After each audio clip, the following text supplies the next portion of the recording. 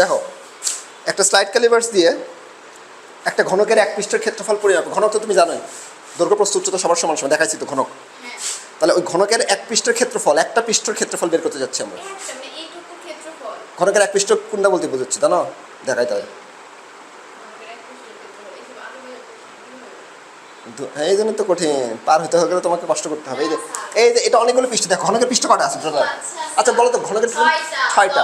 তাহলে এরকম একটা পৃষ্ঠের ক্ষেত্রফল, মানে এই যে এই পৃষ্ঠের ক্ষেত্রফল, হ্যাঁ যে কোনো একটা, তাহলে এই পৃষ্ঠের ক্ষেত্রফল পরিমাপে। হ্যাঁ হ্যাঁ হ্যাঁ, দৈর্ঘ্য প্রস্থ গুণফল। আর যেহেতু দৈর্ঘ্য প্রস্থ সমান সমান, তাহলে দৈর্ঘ্য পাইলে আমাদের যে কোনো একটা বাহু পেলেই আমি দৈর্ঘ্য প্রস্থ মানে বাহুর উপর স্কোয়ার করে দিলে একটা পৃষ্ঠের ক্ষেত্রফল পাবো। তাহলে সেই অঙ্কটাই এখন আমরা করবো। যে কোনো একটা বের করি, যে কোনো একটা বের করি। তাহলে আমাদের ওই স্লাইড ক্যালিপার্সের এক পৃষ্ঠের ক্ষেত্রফল পরিমাপে এক বাহুর দৈর্ঘ্য পরিমাপ করে পাওয়া গেছে হচ্ছে এত।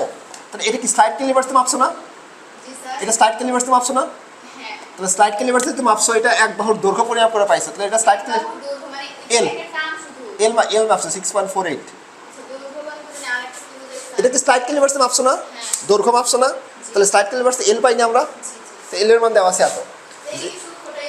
হ্যাঁ সূক্ষ্মটা 6.4 এর, এই যে 4 এর পর সামথিং সূক্ষ্ম আছে, মানে এল এর মান।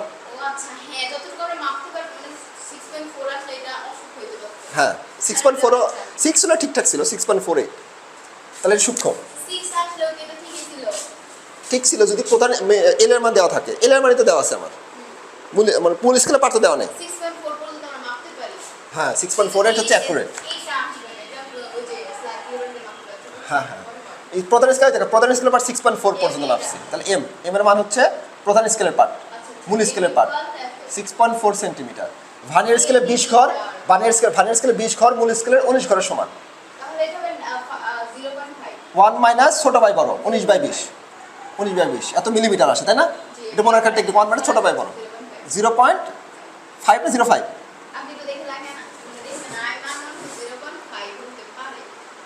0.05 মিলিমিটার। 0.05 মিলিমিটার। এখন আমার কিসে দিতে হবে? সেন্টিমিটারে দিতে হবে।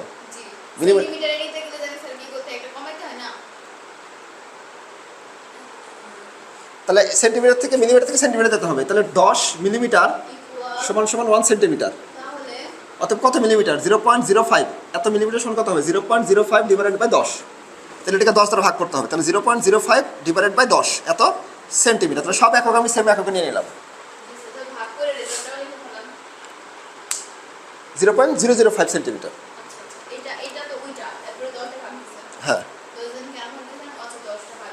তাহলে আমাকে বলা হলো কি ভার্নিয়ার সমপতন নির্ণয় করো। ভার্নিয়ার সমপতন মানে ভি সমান হোয়াট? এই যে হ্যাঁ, ভার্নিয়ার সমপতন নির্ণয় করো, ভি সমান হোয়াট। এখন আমরা জানি কি, আমাদের মেন সূত্র কি? এল ইকুয়াল টু এম যোগ ভি ইন্টু ভিসি। এখন এল এর মান কত দেওয়া আছে দেখো, 6.48। এম এর মান কত? 6.4। ভার্নিয়ার সমপতন ভি আর ভিসির ভ্যালু কত? 0.05 ভাগ 10।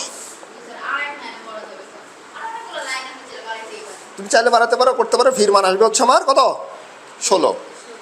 ভির মান আসবে কত? 16।